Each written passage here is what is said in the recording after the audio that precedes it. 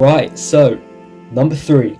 It's good to see this hasn't died yet, and this week we got robots, mechs, and a sick dragon. It's a chromatic red dragon bust based off of Dungeons and Dragons, built by LEGO designer Wes Talbot. The main thing which stands out is the choice of colours here. They are all close together, yet they cover bright and dark areas as well. Let's start with the neck. Using repetition and changing colours of simple bricks, he has made a defined shape, and you guessed it, looks way more realistic. It's something simple, but it's usually overlooked as we think that to create a complex angle or shape you have to use lots of weird and odd pieces. That's not always the case.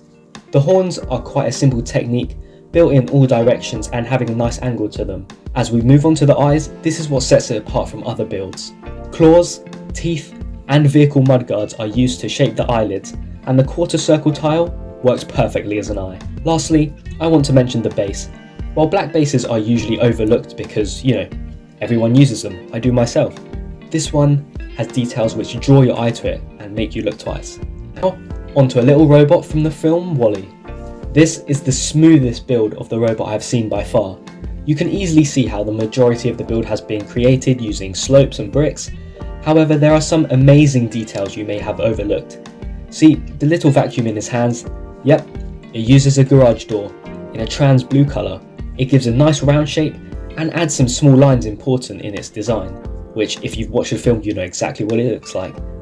Next, let's take a look at joints. Zooming in, we can see an assortment of wires and cables which perfect the robot look.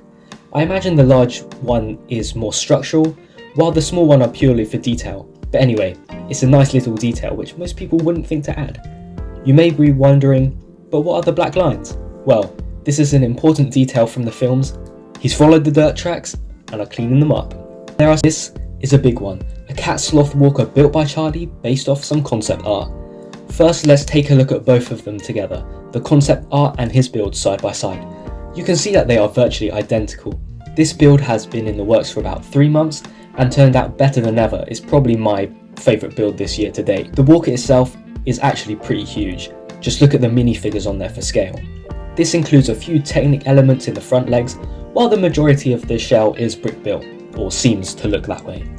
The cockpit is a ball which is framed, using clips, arms and flexible elements to get that nice, symmetrical shape. The colour scheme is of a classic cat vehicle being yellow, but it has small accents such as grey for mechanical arms, mechanical areas as well, a bit of red hidden out there for a little pop, and black used heavily in greebling, which I'm a very big fan of. I could talk about this for hours, so let's end with the tree branch. With a Technic interior, the outside is wrapped in flexible hoses.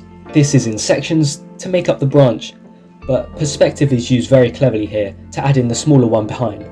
But still, the time and effort to get that looking right and accurate is respectable. Anyway, we are completely out of time. As usual, check out the builders in the description and let me know if there's any other builds you want me to cover.